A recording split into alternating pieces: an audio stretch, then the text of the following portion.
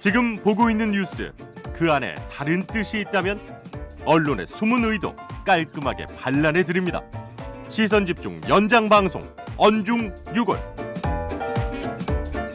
네, 언중 6월 진행하겠습니다. 두 분과 함께 하는데요. MBC 이지성 기자 모셨고요. 어서 오세요. 안녕하세요. 헬마우스 임경빈 작가는 또 봅니다. 네. 안녕하세요. 네, 우리 또 뵙습니다. 몇 분 만에 보는 거죠 지금? 한 3분 만에 보는 3분 20초 만에 네. 보고 있습니다. 어우, 반갑네요. 네. 아, 잠시도 떨어질 수 없는 사이인가요? 우리 사이는? 그러니까요. 갑자기 아름답네요. 가려. 금요일에는 이제 저희가 주말 동안 못 본다는 아쉬움 때문에 두 번 보는 거죠. 그냥 됐어 거기서 끝. 가려. 사실 좀 전에 저희 이제 방송 들어오기 직전에 저희 더마카가 제보를 하나 해줬는데, 오. 그러니까 재밌는 기사다라면서 이제 네. 제보를 해준 게요. 파이낸셜 뉴스에서 조금 전에 8시에 이제 기사를 하나 띄웠는데, 이준석 국민의힘 대표가 기존에는 이제 주로 이제 따릉이 타고 다니는 걸 홍보를 많이 했었는데, 펠리세이드 그 관용 차량을 이제 앞으로 타고 출퇴근하게 된다, 이제 이런 기사입니다. 어제 뉴스 나왔어요. 네, 많이 나왔었던 게죠. 근데 이제 제목이 보니까 따릉이 타던 김준석 이제 펠리세이드 관용차로 출퇴근한다, 이렇게 돼 있는 거예요. 왜 성을 바꾼대? 왜 성을 바꾸는지 너무 궁금해가지고 우리 이제 더마카가 이제 쭉 기사를 봤는데 기사 내용은 다 멀쩡하게 이준석으로 들어가 있더래요. 근데 마지막에 보니까 기자의 이름이 김준석 기자여가지고 혹시 너무 급해서 본인 이름을 올렸나, 이제 이런 근데 의문을. 네. 언론 일을 하다 보면 이지성 기자 아마 공감할 텐데, 우리가 이제 오보를 빚는 게 정말 취재가 부실하고 막 이래서 오보를 빚는 경우가 많긴 하지만 막아 꼈다고 이제 흔히 표현하는 경우가 있어요. 네. 귀신에 홀린. 귀신에 홀린 경우가 가끔 나와요. 그러니까요. 진짜로. 이건 뭐 변명 이런 게 아니라 네. 취재 다 했고 다 염두에두고 했는데 이상하게 머리와 손이 따로 가는 경우가 종종 있어요. 네. 예를 들어 뭐 지역 표기할 때 경남인데 경북이라고 쓴다든가, 아는데 잘못 쓴다든가, 뭐 12일을 쓰는데 11로 타자가 쳐진다거나. 그러니까 그리고 또 그게 데스킹 과정에서 걸러져야 하는데 이상하게 또 이게 안 뭐 걸러가지고 몰라요. 네. 어. 네. 이런 경우가 종종 있어요. 그럴 수 있죠. 우리 금요일에 그 JB처럼 피로가 누적돼서 그럴 수도 있죠. 그럼 지금 저보고 실수하라 이거. 왜 이 자리 노리고 있어요 지금? 아닙니다. 하여튼 좀 전에 확인해 보니까 김준석 기자의 그 기사는 제목도 지금 수정이 된 상태입니다. 아 그래요? 네, 그건 말 그대로 실수겠지. 네. 그죠? 이건 뭐야? 이건 아니죠. 유지유지님, 저도 이상하게 좋아요를 누르게 되네. 왜 이거는 그냥 무조건 손이 미끄러지신 거죠? 자동 모드로 가야지. 자동 모드로. 뭐죠? 자, 지금 구독도 같이 눌러주세요. 네, 저도 눌렀습니다 지금 좀 전에. 오늘은 그 우리 헬마우스가 준비한 거 말고 제가 그 긴급 발제를 하나 해야 될 게 있는데, 네. 오늘 그 나왔던 뉴스가 하나 있기 때문에 그 이야기를 하는 건데요. 그 이른바 장모 문건이 있잖아요. 장모 문건 관련해서 한겨레죠. 제가 기억 한겨레가 보던 게 뭐냐면 작년 3월에 권순정 당시 대검 대변인이 네. 일부 기자들을 불러 모아놓고 그걸 보여줬고 특정 기자에게는 카톡으로 사본을 보내주기도 했다. 이런 지금 보도를 했어요. 네. 그렇습니다. 이거 보면서 뭐 느껴지는 거 없어요? 아니, 그럼 첫째 뭐냐면 그때 거기 불려가서 그걸 봤던 기자들은 아무 문제의식을 못 느꼈던 걸까요? 고맙다고 생각했겠죠. 그렇게 봐야 되는 건가요? 선택받았다고 생각했겠죠. 네. 선택받은 거다. 선택받았다. 수많은 기자들 중에서. 네. 근데 사실 지금 이제 한겨레에서 보도한 그 내용이 초기에 MBC에서 문제 제기를 했었던 검언 유착의 그 유형이잖아요. 네, 맞아요. 그러니까 특정 기자가 검사장급 검사한테 이런 걸 취재하려고 한다. 그랬을 때, 좋은 기획이야. 이러면서 정보 주고 방법론 알려주고 뭐 이런 것들 다 같은 맥락이죠. 그리고 지금 이제 JB께서 얘기해주신 그 한겨레 보도 같은 경우는 아직 공표되지 않은 내용들을 미리 이제 흘려주거나 혹은 이제 뭐 이건 혐의점을 흘려주는 수준의 문제가 아니라 대검에서 작성돼서 밖으로 나가면 안 되는 문서를 미리 이제 보여줘서 그 내용을 기사에 반영할 수 있게 이제 유도한다거나 이렇게 볼 수도 있는 측면들이 있는 거라. 그게 목적이죠. 그게. 네. 근데 권순정 당시 대검 대변인은 그 통상적인 공보 업무였다고 주장을 했다는데 어떻게 보세요? 통상적인 업무다. 통상적으로 그런 언론 플레이가 이루어져 왔습니다. 맞습니다. 근데 통상적인 법적으로 보장된 업무는 아니죠. 그러니까 통상적인 업무는 맞는데 음. 법적으로 검찰에 그런 권한이 있지는 않죠. 불법성이 상당히 농후한 통상적 업무죠. 근데 이제 이렇게 되면 엊그제 김호수 총장하고 이제 검찰 출입 기자단이 대형 충돌을 일으켰던 그 당시에는 결국 이제 권순정 그 전 대변인의 공용 휴대전화를 포렌식한 과정에서 이게 언론 탄압이다라고 주장을 했었던 게 어찌 보면 이제 무색해질 수가 있는 건데 결국은 자기들이 뒤가 구리니까 이게 드러날까봐 겁이 나서 혹은 뭐 이거에 대해서 이제 막기 위해서 그렇게 강력하게 항의를 하고 언론 탄압이라고 주장했던 게 아니냐라는 얘기가 당연히 나올 수밖에 없는 상황이 될 것 같은데요. 근데 이제 제가 이제 그 진행자의 기능 중에 하나는 균형을 잡는 기능이니까. 네. 그러니까 균형을 잡는 기능 차원에서 한번 그럼 제가 권순정 당시 대변인의 입장에서 한번 그럼 두 분께 다시 질문을 드려볼게요. 그때 그 윤석열 그때는 검찰총장이죠. 네. 총장과 가족들 관련 의혹이 수두룩 뻑뻑하게 지금 제기가 되고 있던 때였고, 그래서 그거에 대해서 기자들이 계속 이제 건건으로 예를 들어서 뭐 대검 대변인에게 뭐 질의를 해올 수 있는 거잖아요. 이거에 대해서 총장 뭐라고 하더냐, 내지 뭐 입장이 뭐냐. 그래서 그거 일일이 대응하다가 그냥 종합적으로 한번 쫙 이건 이런 겁니다라고 한번 종합적으로 쫙 브리핑 내지 배경 설명을 할 수 있지 않을까요? 이렇게 볼 여지는 없습니까? 그렇다면 소수의 매체 기자들만 불러서 전달하지는 않았겠죠. 아. 공식적인 루트를 통했을 거고요. 그러면 이제 카카오톡이 브리핑 아니라 룸이나 이런 데를 브리핑을 통해서 하거나 아니면 백브리핑을 하거나 아니면 기자단 간사를 통해서 정리된 어떤 문서를 오호. 전달을 했겠죠. 오호. 그렇죠. 일부 기자들만 부른 것으로 지금 돼 있으니까 그렇게 하면 안 되는 거다. 그리고 보통 검찰이 이런 언론 플레이를 하는 경우는 그 검찰 내부의 특정 수사팀이 어떤 사건을 수사함에 있어서 좀 더 검찰에 유리한 국면을 끌고 가기 위해서 이렇게 정보를 전해주는 경우가 많습니다. 근데 이거는 그게 또 다른 맥락이잖아요. 그냥 검찰총장의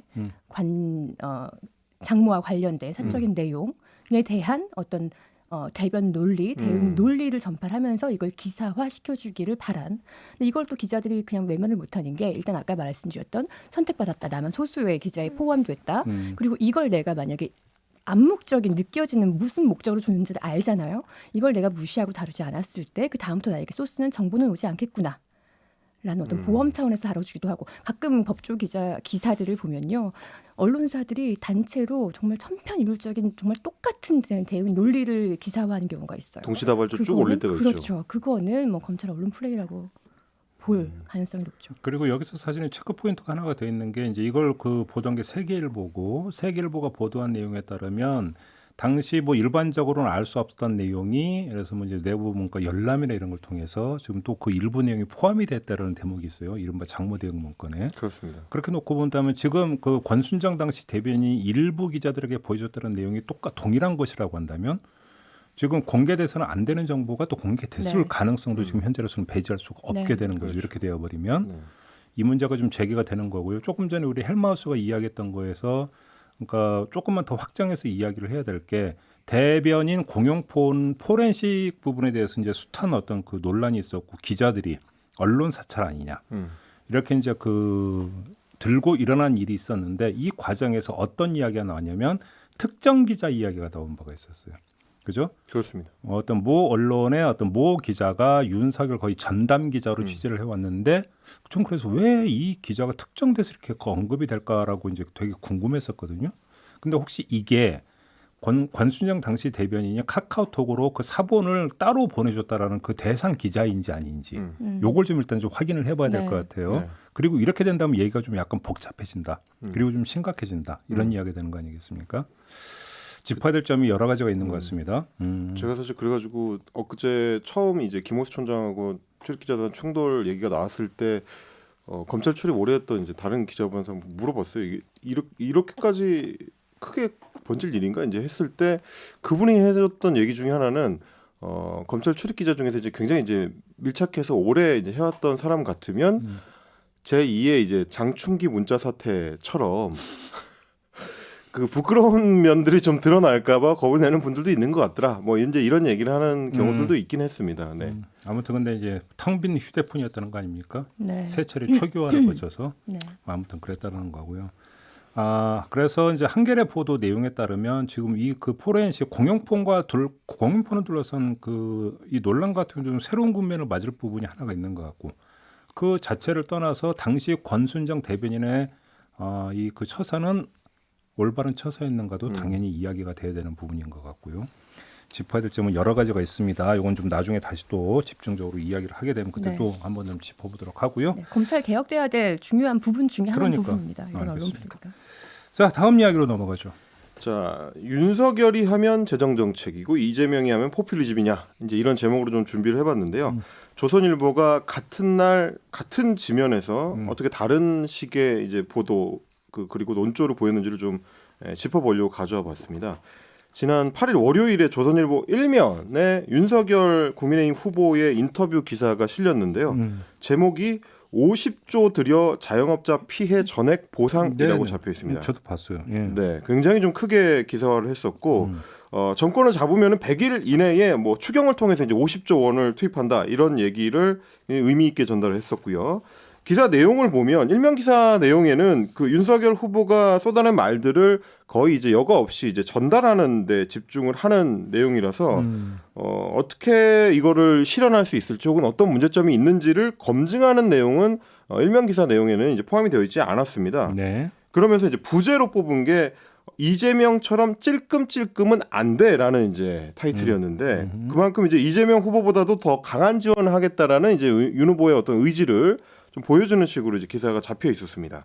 근데 반면에 같은 날 사면을 보면 이재명 후보의 재난지원금 정책을 두고 이제 다른 태도를 보입니다. 네. 이재명 후보가 이제 초과 세수가 올해 이제 40조 원인데 나라 곳간이 그래서 꽉꽉 찼다 이제 이런 그 멘트를 인용을 하면서 뭐 이제 기사를 썼는데요. 이재명 후보가 이 얘기를 했을 때는 사실은 코로나 전국을 거치면서 우리가 OECD 다른 나라들에 비하면 상대적으로 이제 재정 지출을 적게 했기 때문에 그래서 가계 대출이 그 반대 효과로 이제 부작용으로 좀 늘어나는 문제가 생겼다. 그러니까 이제 국가는 부자가 됐는데 상대적으로 가난한 국민이 됐다는 문제 제기를 했었던 그 대비시키는 의미였던 건데 조선일보 같은 경우는 이 발언에 대해서는 윤석열 후보한테는 하지 않았던 크로스 체크를 들어갔습니다.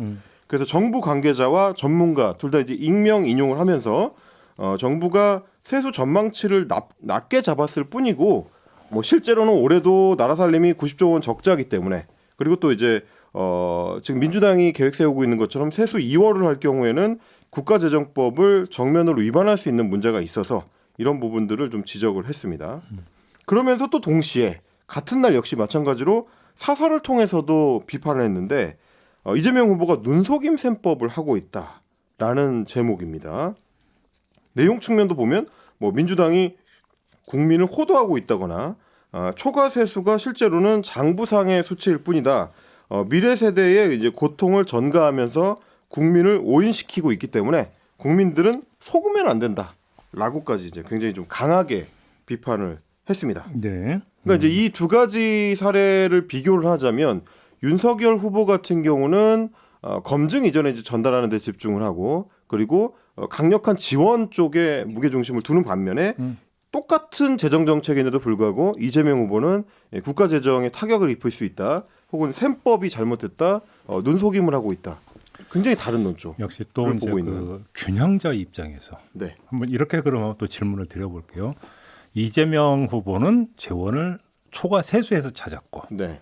윤석열 후보는 뭐 그게 아니라 세출 구조조정이나 이런 데서 잡았으면 국채 발행 뭐 이런 평가 포인트가 달라질 수 있는 거 아니냐. 그래서 그렇게 접근한 거 아닐까라는 질문 한번 던져보면 뭐라고 대답해 주시겠습니까? 그러니까 사실은 그거는 눈 가리고 아웅인 게 그러니까 조선일보가 과연 그게 별 차이 없다는 걸 몰랐을까라는 저는 문제 제기를 하고 싶었던 거거든요. 근데 왜 그러냐면 국채를 통해서 재원 조달을 한다는 계획은 이전에 재난지원금 논의가 있을 때마다 정부 여당 뭐 정부는 아닙니다. 여당에서 이제 지속적으로 추진을 해왔던 얘기고 사실은 다른 세원 세출 구조조정을 통해서 기본소득 정책을 추진한다는 거는 모두가 알고 있는 이재명 후보의 이제 기본 공약 중에 하나죠. 근데 그때는 역시 마찬가지로 비판을 하다가 내년에 나올 예산에서 이제 추가 경정을 편성을 해가지고 그것도 이제 국채를 통해서 조달을 합니다. 50조 원을 추가 경정을 편성하겠다는 윤석열 후보한테는 다른 태도라면 이게 사실은 결국은 국가 부채로 잡히게 될 중장기적으로는 똑같은 내용인데 지금 잡느냐 내년 3월에 잡느냐의 차이라면 그게 이제 과연 큰 차이가 있는 거라고 볼 수 있는지 이리 가나 저리 가나 국가부채 늘어나는 건 마찬가지다. 똑같다는 거죠. 비판할 게다가 것만 똑같이 해야 된다. 이재명 후보가 제시한 방안에 필요한 금액은 약 10조에서 25조 사이로 추정이 되죠. 근데 윤석열 후보는 50조 원, 거의 2배 이상의 그 예산이 필요한 안을 제시했음에도 불구하고 그 기사에는 뭐 국가 재정이라든가 이런 말 그렇죠. 한마디도 붙이지 않고 이게 그날 8일 보도였죠. 이 네, 보도가. 8일입니다. 월요일. 제가 다음 날 9일 조선일보도 봤어요. 그리고 찾아봤어요. 그랬더니 그날은 6년인가요? 아예 이 두 사람의 이 재난지원금 관련해서 이렇게 큰 박스에 왼쪽은 대칭되게 배치를 해서 써놨더라고요. 근데 그 기사에서도 그러니까 8일 기사 윤석열 기사에서는 50조 원 지원할 거야. 소상공인 피해 우리가 다 보상해 줄 거야라는 말만 강조했다면 9일 기사에서는 그거에 대한 조달 방법 그다음에 그러니까 어떻게 그 소상공인을 분별할 것인지 그런 방법론을 제시하나 하면 왼쪽에 있는 이재명 후보 기사는 똑같은 비판의 기사로 갔거든요. 그러니까 대칭되게 배치를 해놓고도 내용이 완전 달랐던 거, 방식이 달랐던 거예요. 물론 조선일보도 조금은 눈치를 본 것 같습니다. 8일 날은 사설에서 이재명 후보의 정책만 비판을 했는데 9일은 사설에서 윤석열 후보의 정책도 비판을 하긴 했어요. 그러니까 사설에서는 전날과 다음날 한 명씩 비판을 하긴 했지만 본문 기사에서는 윤석열 후보의 정책은 그저 정말 정보 전달, 윤석열 후보 캠프에서 나온 보도자료를 그냥 적은 듯한 그런 기사만 쓰고 있다는 거죠. 알겠습니다. 그 점은 뭐 충분히 지금 우리 그 촌철님들에게 전달이 된 것 같고 제가 이제 다른 그 문제 제기를 한번 발제를 하면 그 뒤에 보도를 보면 사실은 대다수의 언론은 양비론으로 갔거든요. 그렇죠. 네. 윤석열의 50조도 문제고 이재명의 국민지원금도 문제다. 네. 둘 다 표퓰리즘이고 네. 둘 다 국가 그러니까 이 재정 건전성은 안중에도 없다. 이런 식으로 양비론을 폈는데 이건 어떻게 평가를 하세요? 그러니까 사실은 이제 그게 지금 정부의 입장이거든요. 근데 제가 이제 요 발제를 하면서 네. 그럼 좀 더 좁혀서 그러니까 우리 여기에는 이제 뭐가 깔려 있냐면 제가 이 질문을 던지는 이유는 예를 들어서 이것이 뭐 이제 대선 국면에 미치는 영향 이런 걸 지금 묻고자 하는 게 아니라 우리 언론이 바라보는 국가의 역할, 그다음에 국가 재정관, 국가의 재정은 어떻게 운용되어야 되는가라는 언론의 기본 시각이라는 게 있잖아요. 이거는 되게 중요한 문제거든요. 그렇죠. 외국 같은 경우는 뭐 대통령 선거 이런 거 보면 항상 그 선거 화두가 되고 이슈가 되는 게 긴축 재정으로 가느냐, 확장 재정으로 가느냐, 뭐 다 이런 것들이잖아요. 네. 왜 그러냐면 그것이 국민의 삶과 직결이 되는 문제니까. 근데 사실은 지금 그 벌어지고 있는 이야기도 사실은 맥이 연결이 되어 있는 거거든요. 그러면 언론이 이 문제에 대해서 어떤 기본 시각과 가치관을 가지고 있느냐는 되게 중요한 문제예요. 네. 근데 거의 동색이라는 거예요. 그러니까 뭐냐면 기획재정부의 논리와 다를 바가 아무것도 없어요. 거의 똑같아요. 그렇습니다. 그렇지 않나요? 그러니까 이제 저는 거기다 이제 하나 더 얹어서 좀 말씀을 드리고 싶은 게 다른 나라들이 재정 정책을 할 때 그걸 이제 보도하는 어떤 태도와 우리 정부 여당이나 혹은 뭐 야당까지 포괄해서 이제 정치권이 재정 정책을 코로나 국면에 사용하려고 할 때의 태도가 굉장히 다르다는 거죠. 영국이나 미국 같은 경우에는 뭐 다 아시다시피 정말 어마어마한 규모의 그 어떤 재정 지원 정책을 펼쳤었고 그리고 실제로 그런 관련된 보도들이 굉장히 언론을 통해서 많이 소개가 됐습니다. 뭐 일본 같은 경우는 최대 2천만 원까지 지원했었다는 내용을 이제 전달하거나 영국 같은 경우는 고용만 유지한다면 사실상 문을 닫아도 거의 피해가 없도록 조정을 했었다든지 최근에 이제 뭐 미국의 인프라 법안이 통과되면서 1,200조 원이 투입된다. 근데 그 나라들도 전부 다 똑같이 엄청난 국가 부채를 이제 부담하면서 그 재정 정책을 펴는 건데 거의 유일하게 딱 하나 그 차이점으로 부각시키는 것이 그 나라들은 기축통화 국가라서 돈을 막 찍어내도 되고 한국은 기축통화 국가가 아니니까 국가 부채가 급격하게 늘어나는 거를 신경 써야 된다. 이것도 역시 마찬가지로 기획재정부가 해왔던 논리와 그냥 판박입니다. 그러니까 이 부분만을 제외하면 지금 말씀하신 것처럼 국가가 어떤 역할을 해야 되는지 그리고 이제 물론 이제 부채가 늘어나는 속도는 조금 문제가 있을 수 있지만 지금 빚을 안 내면 나중에 빚을 내야 될 문제에 대해서 어떤 종합적인 고민이 과연 우리 언론 보도에 충분히 들어가 있는지 뭐 이런 문제들 그리고 이제 이재명 후보가 지적하는 것처럼 결국은 누군가는 빚을 내야 되는데 국가가 낼 건지 개인이 낼 건지 그러니까 가게가 낼 건지에 대한 문제 이런 것까지 좀 종합적으로 고려한 고민들이 최근의 보도에 담겨 있는지는 좀 저도 의문이 들긴 해요. 사실 기자의 전문성으로 또 얘기할 수도 있을 것 같은데요. 그런 것들을 다 담아낼 만한 전문적인 기자가 과연 얼마나 있을까요? 아, 그럼 그러면 국가의 결국 재정과 기자부의 이제 논리를 받았을 수밖에 없다. 그러니까 지난 뭐 몇 년간의 혹은 뭐 해외와 또 비교를 해서 그런 정책과 어떤 우리 재정 상태와 뭐 그런 것들 다 비교해서 그런 식견을 갖추고 그렇게 기사를 쓸 수 있는 기자는 사실 그렇게 많지 않을 거라 생각을 하고요. 그냥 그날의 어떤 발제와 그때 출입하는 어떤 출입처의 정보 이런 거에 의존해서 쓰는 경우가 굉장히 많을 거고 또 언론의 생리 중에 하나가 그렇잖아요. 한창 어려울 때는 재정 풀어야 된다라고 비판을 하고 정부를 재정을 풀려고 하면 재정이 어렵다 비판을 하고 사실 이게 비판을 위한 비판으로 기사 주제를 잡는 경우가 굉장히 많죠. 그러니까 그런 차원대로 작용했을 것 같고 또 선거 전에 가장 편리하게 잡을 수 있는 주제가 또 포퓰리즘이고. 근데 저는 좀 약간 좋게 표현하면 상흔이 묻어 있는 것 같아요. 왜 그러냐면 역편향 현상일 수도 있다라는 건데. 네. 20몇 년 전으로 IMF 사태가 터졌는데요. 그때 시장 일부에서 경고음이 나왔을 때 재정 담당자들은 우리 펀더멘털은 튼튼하다라고 했고 언론은 그대로 받았었어요. 그리고 IMF가 터졌어요. IMF가 터지고 나서 그때 언론계에서는 아주 유명한 사건인데 한 기자가 기자 칼럼을 통해서 공개 반성문을 쓴 적이 있었어요. 그러니까 펀더멘털은 튼튼하다라는 정부 재정 당국자의 말만 그냥 철석같이 믿고 검증은 하지 않고 그냥 따라 쓰면서 언론의 감시 기능을 소홀히 했던 거에 대한 공개 반성문을 쓴 적이 있었죠. 그건 언론계에서 되게 유명한 사건이에요. 근데 그러면 지금을 한번 비교를 해보면 어떨까? 그때 어떤 뭐라고 할까요? 상흔이 오히려 역편향을 지금 낳고 있는 게 아니냐. 거꾸로 너무나 그러다 보니까 국가 재정에 대한 과도한 걱정. 네. 그때 자라보고 놀란 가슴 때문에 과도한 걱정을 하고 있는 게 아닌가 싶은 생각이 드는데 근데 여기서 이런 거라면 어찌 본다면 이거는 되게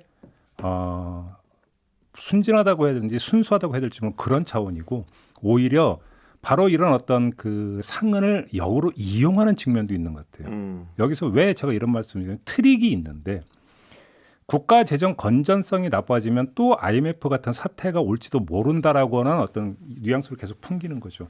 실제 그런 기사들 많이 있었어요. 그렇죠. 그렇게 됨으로써 다수의 국민들에게 어찌 보면 국가 재정을 풀어서 먼저 지원을 해주면 그 대상이 되는 사람들조차 그러니까 재정을 걱정하는 게 우리나라 국민들의 어떤 정서라는 것이죠. 이거를 IMF라고 하는 사례를 끊임없이 환기시키면서 오히려 그런 쪽으로 몰아가고 있는 건데 근데 여기서 트릭이라고 하는 게 뭐냐면 전문가 이야기를 들어보면 IMF 사태가 터진 건 외환 보유고 문제고 지금 우리나라 이야기 들으면서 외환 보유국은 전 세계 상위권이죠. 아마 제가 기억이 이거 100% 그러니까 확인하고 하는 건 아마 3위인가 아마 몇인가 그렇다고 하더라고요. 외환 보유고 문제고 이건 국가 재정 문제고 차원 그러니까 틀이 다른 문제인데 섞어버린다는 거죠. 외환 보유 문제와 국가 부채 문제를 혼재해서 생각을 하게 만드는 기사들이 많이 나왔죠. 그러면서 제2의 IMF 사태가 올 수도 있다. 이런 식으로 가져가는 것 자체는 이거는 프로파간다일 수도 있다.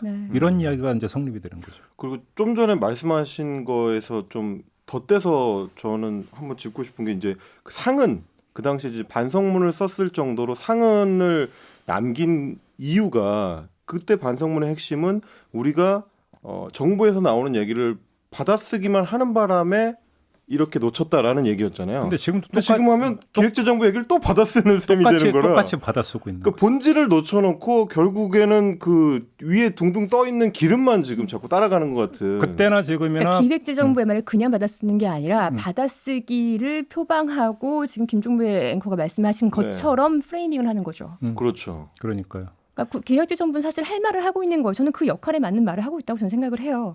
당연히 국가 재정 걱정할 수밖에 없고 국가 부채 걱정할 수밖에 없고 이자 비용 생각할 수밖에 없어요. 국가 살림을 또 챙겨야 되니까. 근데 거기에 얼마든지 외환 보유 금액과 그 국가 부채가 다 구별해서 다 나와 있거든요.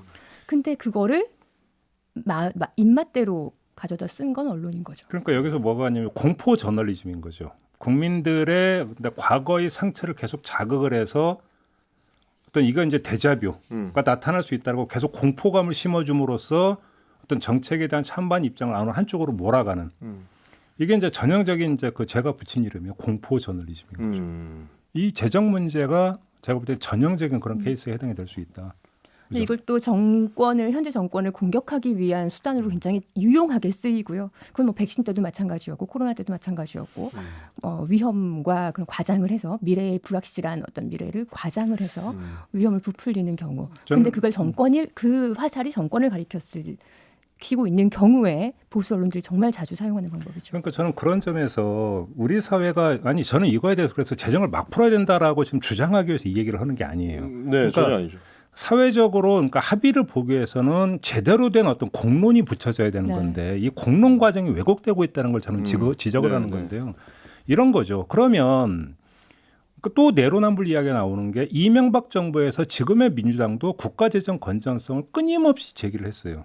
국가 부채 비율을 이야기를 했고 그때는 뭐냐면 4대강 사업 때문에 그랬어요. 자 그러면 저는 이거예요. 저는 그때 그 문제 충분히 제기할 수 있었는데 4대강 사업이 잘못됐기 때문에 예산을 집행하면 안 된다와 이렇게 예산을 집행하다 보면 국가 부채가 늘어나서 위험해지니까 안 된다고 하는 것은 접근법이 다른 거잖아요. 그런데 물론 그때 당시로 돌아가서 보면 두 가지가 섞여 있었지만 민주당은 그때 국가 재정 건전성이라는 걸 되게 많이 강조를 했었거든요. 40% 이런 것들을 강조를 했어요. 네. 이게 지금 돌아와서는 오히려 역공에 지금 빌미가 되고 있는 부분이 있는 거죠. 그러면 민주당 그리고 또 국민의힘도 마찬가지고 그렇게 똑같은 얘기인데 그러면 그 두 정당은 자 국가 재정이 이런 방향으로 그러니까 운영이 돼야 되고 그래서 따라서 적정 규모가 얼마라고 하는 자기들 기준이나 있느냐 있습니까? 제가 볼 때는 없어요. 그러다 보니까 상황 논리만 계속 제기를 하는 거잖아요. 상황 논리가 이렇게 되어버리면 공론을 끌어가야 되는 주체 중에 하나인 정당조차도 사실은 공론을 끌어갈 뭐가 없다라는 거예요. 이렇게 되니까 어떻게 됩니까? 계속 상황 논리 속에서 그때그때 임기응변 속으로 치고 빠지고 전략만 남부하는 것이 되어버리는 거죠. 컨트롤의 어떤 방향의 합의라고 하는 것은 전혀 없는 것이고 이게 본질적인 문제죠. 따지고 보면. 그래서 저는 결국에는 오늘 이제 조선일보 얘기를 꺼낸 것이 이게 이제 일관성과 기준의 문제를 좀 제기하고 싶었던 건데 말씀해주신 대로 98년의 상황도 있지만 2008년의 보도랑 또 비교를 해보자면 2008년 금융위기가 왔었던 당시 시점에 MB 정부의 이제 강만수 부총리가 올해 참 오랜만에 들어보는 이름이네요. 네. 기억하실 겁니다. 네. 그 당시 뭐라고 했냐면 올해 참 돈 원 없이 써봤다라는 말을 했습니다. 공식적으로. 네. 그리고 그때 그 타이틀로 기사가 엄청나게 많이 나왔습니다. 근데 물론 이제 실제로는 금융위기 당시에 그렇게 재정 지출을 많이 해서 다른 나라들에 비하면 이제 파고를 막아냈다라는 평가도 이제 나중에 가서는 하기도 했는데 그렇다면 결국에는 그 당시에는 위기 상황에 맞춘 재정 지출을 통해서 어느 정도 성과를 냈다는 보도를 했던 조선일보를 비롯한 보수지와 경제지들이 왜 2021년에는 또 다른 태도를 보이느냐, 또 다른 기준을 적용하느냐, 이제 이런 얘기를 할 수밖에 없는 거고 조선일보의 이 11월 8일자 기사에서는 심지어 같은 날 지면에서도 다른 태도를 보였다는 점, 기준을 좀 제대로 세우고 보도를 하려는 최소한 데스크의 노력은 있었어야 되지 않느냐라는 이제 얘기를 좀 문제 제기를 하고 싶었습니다. 그러니까 이제 저는 가끔가다 좀 회의감이 드는 게 뭐냐면 이렇게 어떤 사회적 공론에 붙여갖고 합의를 도출하지 못하면 휘둘리게 됐다는 거예요. 이러니까 항상 그때마다 동원되는 게 뭡니까? 척도가 OECD 평균, 그렇죠. IMF의 권고사항 다 이런 것들을 척도로 내세우고 있는 거예요. 기재부도 그렇잖아요. 네. 그러면서 계속 여기에 휘둘려야 되는 건가? 그리고 저건 금과 옥조인가? 저는 이제 가끔 그런 회의감에 빠지거든요. 근데 아무도 그거에 대해서 아무 이야기를 하질 않는 거죠. 또 심지어 자기들이 금과 옥조로 여기는 그 척도에서 어긋나면 또 자기들한테 불리할 때는 그 얘기를 또 안 해요. 동원을 또 안 하고. 도대체 뭘 어쩌자라는 건지 모르겠어요. 그런 점에서 본다. 이거는 앞으로 요번 대선이 아니라 차기 총선 그다음 대선 넘어가더라도 계속 저는 될 문제라고 생각을 해요. 국가의 역할의 문제이기 때문에. 네. 그러면 뭔가 좀 일단 한 번은 좀 중간 갈무리가 필요한데 이게 안 되고 있는 거죠. 이게 그게 문제다라는 요 점을 좀 지적을 아마 하고 싶어서. 2021년의 상황이 또 10년 뒤에 또 회자가 되고 그러니까. 네, 평가가 될 거라고 보겠습니다. 알겠습니다. 자, 다음 이야기로 좀 넘어가죠. 다음 이야기도 조금 논쟁적인 주제를 준비를 해봤는데요. 이재명 후보와 관련해 가지고 기자들이 이제 많이 따라붙어서 직접 질문을 던지는 후보한테 직접 질문을 던지는 거 뭐 여러 가지로 표현을 하긴 하지만 이제 백그라운드 브리핑이라고 해가지고 일명 백브리핑이라고 하는 네. 공식 기자회견이나 공식 행사가 끝나고 나서 기자들이 이제 질문을 던지는 거에 대해서 얼마 전에 이제 이재명 후보 측에서 앞으로는 이렇게 매번 백브리핑을 하지 않겠다라고 이제 선언을 한 뒤에 실제로 이제 이재명 후보가 기자들 질문에 묵묵부답을 하는 경우가 지금 거의 대부분입니다. 그러다 보니까 며칠 전이었던 이제 조계종 방문 당시에 행사가 끝나고 나서 기자들이 따라붙어가지고 그 당시에는 국민의힘 쪽에서 제기하고 있었던 특검 관련된 질문을 냈는데 그대로 이재명 후보는 이제 답을 하지 않고 차를 타고 이동을 했습니다. 그러자 기자단에 섞여 있었던 기자들 중에서 이제 이재명 후보의 뒤통수에 대고 욕을 했다는 얘기까지 나오는 바람에 굉장히 좀 논란이 이제 온라인에서 좀 커졌습니다. 네. 그리고 이제 현장에 있었던 뭐 박홍근, 박찬대, 강훈식 같은 민주당 선대위의 그 기자들 상대하는 캠프 인사들이 이제 해명에 나섰고요. 기자들은 후보가 백브리핑 안 하고 그냥 가버렸으니까 우리는 대변인 백브리핑도 이제 듣지 않겠다. 이렇게 하는 바람에 또 이제 박찬대 대변인이 그럼 도대체 대변인이 왜 필요하냐 이런 어떤 불만을 표하기도 하고 굉장히 좀 서로 양자간에 충돌하는 좀 양상이 벌어졌어요. 그러면서 이제 나중에 정리가 된 게 민주당 한준호 수행실장 같은 경우는 후보가 모든 백브리핑에 다 일일이 대응할 수는 없다. 그렇죠. 그러면서 이제 2017년에 문재인 대통령 같은 경우도 그 당시에 대선 후보로 선출된 뒤로는 현장에서 기자들하고 직접 질의응답하는 거를 이제 자제를 했다. 이제 이런 입장을 밝혔고 강훈식 정무조정실장 같은 경우는 앞으로는 후보가 걸어가면서 백브리핑 하지는 않겠다. 이제 이런 입장을 밝혔습니다. 그래서 제가 좀 궁금해가지고 물어봤어요. 이제 대선을 많이 취재를 했었던 기자들한테 이제 물어봤더니 현장 기자들 같은 경우는 2017년에는 실제로 이제 대선 후보들이 걸어가면서 하는 백브리핑을 자기 기억에는 그렇게 많지는 않았던 것 같다. 이제 이야기를 해주는 기자들이 좀 다수였는데 문재인 후보 같은 경우는 거의 이제 답을 안 했고 홍준표 후보 같은 경우는 뭐 기억하시겠지만 그 당시에 이제 도발적으로 질문하는 기자들에 대해서는 현장에서 직접 면박을 주거나 화를 내거나 이제 이런 장면들이 이제 연출이 되기도 했었다는 이제 기자들 얘기가 많았고요. 뭐 지금은 1급 경호가 붙지 않았나요? 대선 후보 되면 아마 접근도 힘들 거요. 본격화되면. 을호 이제 경호라고 해가지고 경찰이 할 수 있는 최고 수준의 그러니까 국무총리급 이제 호위가 붙고 있죠.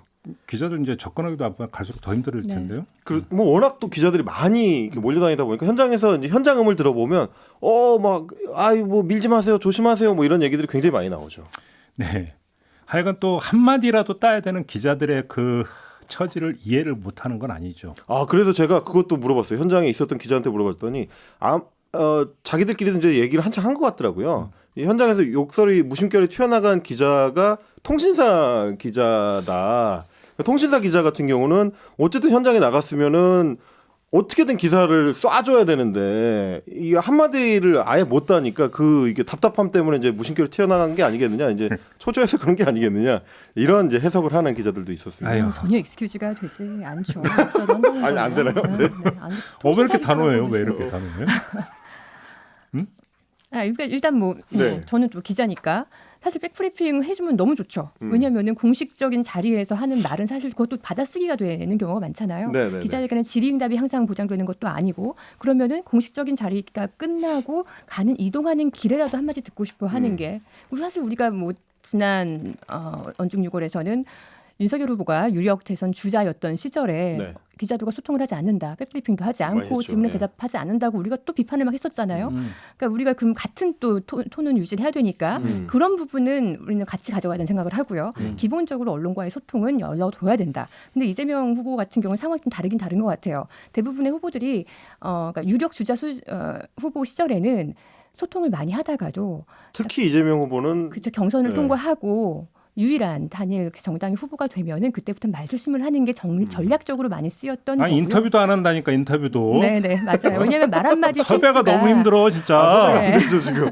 불만 많어. 아니 현장 기자한테 이번에 취재를 할 때 그 얘기 굉장히 많이 하더라고. 이재명 후보 같은 경우는 공식 대선 후보가 되기 전에는 원래는 자기들이 전화를 해서 이제 부재중이 되면은 경선 후보 시절에도 꼬박꼬박 콜백을 했다는 거예요. 근데 이제 대선 후보 되고 뚝 끊기니까 더 섭섭하다 이제 이런 얘기도 많이 하게 하더라고요. 물론 우리가 대선 주자 유력 그러니까 정당의 유일 주자가 되었다고 해서 백브리핑은 안 하는 게 맞아라고 우리가 말할 건 아니에요. 이거는 우리가 그렇게 하는 게 맞으니까 건들지 마라고 할 수는 없는 거죠. 우리는 미디어 비평 프로그램인데. 하지만 어쨌든 그 후보 캠프 쪽에서는 하나의 실수도 이제는 중요해졌기 때문에 그 제가 볼 때 이제는 그게 더 큰 네, 것 같은데. 그게 그럼요. 이거는 되게 워낙 전통적인 설화가 전략이에요. 양자가 둘 대응하지 다 많다 않는다. 보니까. 그렇죠. 그리고 최근에 또 말실수가 있었잖아요. 네. 그러니까 더 조심하는 측면이 있을 것이고, 그러니까 윤석열 후보 측의 입장도 이해가 되고, 근데 기자들의 입장도 이해가 되지만 그렇다고 욕을 한다? 이거 어떤 일에도 익스큐즈가 되지 않죠.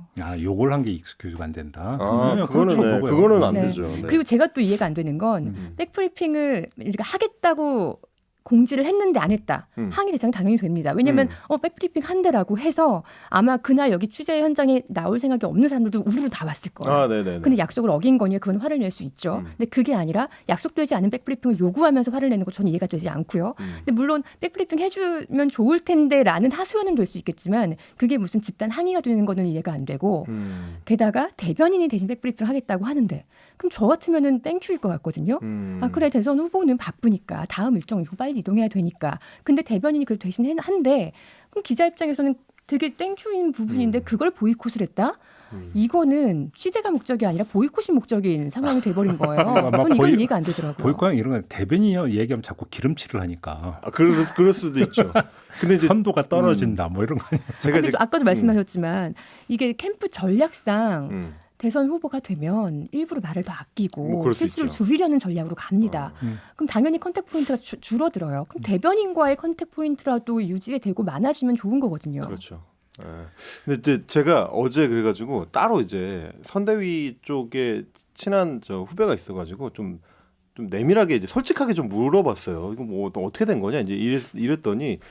그러니까 여러 감정적인 덧개들이 좀 있더라고요. 거기에는 최근에 이제 선대위가 출범하고 나서 얼마 안 됐으니까 시스템 정비가 완전하지 않은 상태인데, 그러니까 예전 같으면 대선 후보의 일정이라는 건 이제 이틀이나 3일 전에 최소한 미리 공지가 좀 되고 그 전에 변동 사항이 있으면 조금 조정이 되고 이러는데 지금 그게 좀 잘 안 되다 보니까 하루 전날 저녁에 통제가 되는 경우들도 종종 있었대요. 그러니까 이제 기자들 입장에서는 아니 그런 식으로 하면 취재 대응을 어떻게 하느냐 이제 이런 불만들이 조금씩 쌓여가는 와중이었는데 조계종 행사 이후에는 원래는 백브리핑을 후보가 한다고 공지를 했다가 없애니까 터졌다라는 얘기를 선대위 관계자도 하더라고요. 그러니까 본인들이 이제 아직은 초기 단계에서 조금 더 정비를 해야 되는데 우리도 이렇게 일테면 마크맨들이니까 마크맨들을 화나게 하는 거에 대해서는 좀 걱정이 있다. 그 어떻게 이제 앞으로 이제 관계를 가져나가야 될지 고민을 하다 보니까. 근데 이제 이 충돌은 아마 이제 그 과정에서 발생한 것 같다고 이제. 네, 공식적인 행사에서 또 약속된 백브리핑을 안 하고 넘어간 거는 항의 대상이 그럴 수 되겠네요. 그래서 제가 그래서 좀 다른 그 문제 제기를 한번 해보고 싶은 게 이제 며칠째 이제 이재명 후보가 백브리핑을 안 하는 게 이어지다 보니까 어제 같은 경우는 굉장히 좀 강하게 항의하는 풍경이 좀 벌어졌거든요. 이제 현장 그 화면 목소리를 한번 들어보시고 네. 예, 좀 이야기를 해보겠습니다. 이신사이드 글 올리신 배경 좀 설명해 주세요. 어떤 질문을 했던 거예요? 백브리핑 안 하는 게 본인 의지십니까? 여기는 기자들이 다 여기는 기자들이 다 2030인데 그게 얘기 안 하고 가시면 어떡해요? 백브리핑 안 하시는 이유가 뭔지 여기 있는 기자들 다 2030이라니까요, 어머니. 5년 전에는 82년생 김정 공유하셨잖아요. 자 이게 이제 어제 상황인데 아이고 정신 없긴 하죠. 뭐 덧대기 시장도 아니고. 네. 아니, 근데 저렇게 한꺼번에 질문을 쏟아내면 뭔 대답을 어떻게 해야 돼? 그 사실 어제 저 상황은 질문을 직접 듣고 싶다기보다는 굉장히 이제 항의를 강하게 하는 표현 중에 하나였던 것 같아요. 그래서 저는 되게 꽂혔던 내용이 여기 저는 제일 재밌. 네. 여기 있는 기자들 다 2030. 그러니까요. 그 부분입니다. 그러니까 전날 어제 행사도 중요한데 행사가 이제 가상 자산과 관련된 행사였거든요. 그러니까 젊은 층한테 조금 더 소구하기 위해서 실제로 그 기사도 많이 나왔습니다.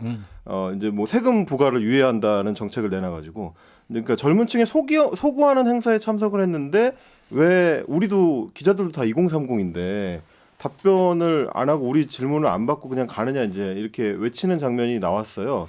근데 저는 좀 저건 약간 자기 모순이 될 수 있지 않을까라는 생각을 했던 게 그러니까 기본적으로 이제 기자들이 정치인을 향해서 질문을 던질 수 있는 권리 혹은 의무라는 거는 이게 내 목소리라기보단 실제로 정치인의 발언을 궁금해하는 유권자들의 목소리를 대신 전달하는 대신해서 질문하는 이 사람이라는 게 굉장히 중요한 어떤 명분인 건데 저 장면에서 나도 2030인데 왜 내 목소리에는 답을 하지 않느냐라고 해버리면 이 기자에서 벗어나가지고 당사자가 돼버리는 것 같은 느낌이 저는 확 들더라고요. 그러니까 뭐 급하니까 이제 그런 말을 한 거겠지만 그냥 영업 멘트 정도로 이해를 하면 그래서 이거는 이렇게 의미 부여 안 해도 될 것 네. 같아요. 아, 그래요? 왜냐면 네. 그냥 막 빼빼빼 할 줄 아는데 안 하니까 답답해서 2030을 중요하다며 나도 2030 약간 찡찡대는 멘트 중에 하나인데 근데 이제 이게 만약에 억지로 백브리핑 요구하면서 이런 말을 했다면 찡찡대는 멘트인 거고 네네. 약속됐던 백브리핑을 안 하고 가는 거에 대해서 이런 말을 했다면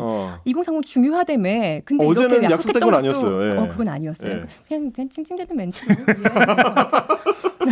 근데 저는 근데 백불 안 한다고 네. 안 하면 기사가 안 나옵니까? 다 나오잖아요. 이거에 대해서 그 후보는 답변을 회피했다. 아, 답변을 그렇죠. 거부했다. 네. 기자들의 질문을 받고 그냥 쌩하고 가버렸다. 쓰잖아요. 그렇죠. 쓰잖아. 사실 제가 꽂혔던 거는 그 다음에 2030 발언 네. 다음에 한 네네네. 여기자의 질문이었는데요. 네. 후보님 5년 전엔 82년생 김지영 공유하셔놓고 왜 이번에는 그렇죠. 홍카단을 네. 공유하셔? 저는 이 질문을 받자마자 너무 짜증이 확 오는 거예요. 아 그래요. 예. 도대체 이 기자는 네. 생각이 있는 건가 없는 건가? 왜요? 아 그래요. 왜냐하면 저도 대학생 때 페미니즘을 공부하고 네. 페미니즘에 관심이 많았던 사람으로서 네. 근데 저는 그 글을 봤어요. 네네네. 이재명 후보가 공유한 홍카단 네네. 20대 청년이 올린 글을 봤는데 너무 공감이 되는 거예요. 어떤 부분에서 공감이 됐냐면 그러니까 저는 공감이 되면서 이걸 왜 올렸는지가 이해가 되더라고요. 왜 그러냐면은 82년생 김지영에 내포되어 있는 페미니즘과 이 20대 청년이 말하는 페미니즘은 완전 다른 계열이에요. 우리는 이걸 똑같은 하나의 페미니즘으로 보면 다른 안 되고 층이다. 예. 이 친구가 페미니즘을 공격한 걸로 보면 안 되고요. 완전히 다른 시각으로 접근해야 되는 문제거든요. 그건 뭐냐면은 이거는 이건 우리가 하나의 한 세상을 살고 있지만 각 세대마다 경험이 다 다르거든요. 우리 세대가 경험한 세상이 다르고요. 지금 10대, 20대가 경험한 세상이 달라요. 페미니즘도 그렇게 다르게 접근을 해야 되는 건데 82년생 김지영에서 뭐 자조와 분노를 내포한 페미니즘은 정말 말 그대로 여성 차별에 대한 거예요. 저도 82년생입니다. 저도 태어날 때부터 여성 차별을 겪으면서 태어났어요. 뭐 딸만 낳은 우리 엄마와 아들을 낳은 큰엄마와 대하는 차별과 그거를 태어났을 때부터 느끼며 자랐고 물론 딸만 있기 때문에 학창 시절엔 그런 걸 모르고 살았지만 뭐 입사를 할 때도 우리 공정하게 입사하는 줄 알았더니 전체 성적 순으로 상위권이 입사에 합격하는 게 아니라 남자 성적 따로 매기고 여자 성적 따로 순위 매겨서 남자 먼저 왕창 뽑아놓고 그렇죠. 여자는 그다음에 몇 명 뽑는 그러니까 전체 순위로 보면 뽑힐 수 없는 사람들 뽑히는 결국 조직에서 여자가 소수가 될 수밖에 없는 소수가 되면 당연히 차별에 몰릴 수밖에 없고 그렇게 사회생활을 했고 그다음에 또 결혼을 해요. 결혼을 하면은 제 주변에 저보다 훨씬 능력 있는 많은 친구들이 능력을 발휘하지 못하고 뭐 경제력이 있거나 부모의 조력을 받으면은 육아를 맡길 수 있지만 경제력이 부족하거나 부모의 조력을 못 받으면 남편 대신 직장을 접고 자기의 꿈을 접고 들어와서 육아를 해야 되는 저보다 훨씬 훌륭했던 친구들이 집에 있는 경우가 되게 많이 있어요. 그걸 경험했던 세대이기 때문에 우리에게는 여성차별 철폐가 굉장히 중요한 문제였고 페미니즘은 중요한 문제였죠. 그럼 우리가 가지고 있는 이런 사상을 10대, 20대에게 똑같이 주입을 한다? 말이 안 되는 거예요. 왜? 지금 10대, 20대는 그런 차별을 겪지 않고 살아왔거든요. 자, 우리가 아날로그를 경험한 세대와 디지털만 경험한 세대는 너무 다르잖아요. 다르다고 알고 있고 다르게 대하잖아요. 그런데 여성차별을 경험한 세대와 여성차별을 경험하지 않은 세대에게 같은 생각을 주입하면 당연히 반발밖에 일어날 수가 없어요. 10대, 20대 아이들은 그런 걸 경험한 적이 없는데 이 아이들에게 학교에서 성인지 감수성 교육을 하고 성범죄 교육을 하고 여성차별을 하면 안 된다고 얘기를 하면서 그럼 그걸 받아들이는 남성 학생들은 역차별을 느낄 수밖에 없는 거예요. 당연히 반발심이 생기죠.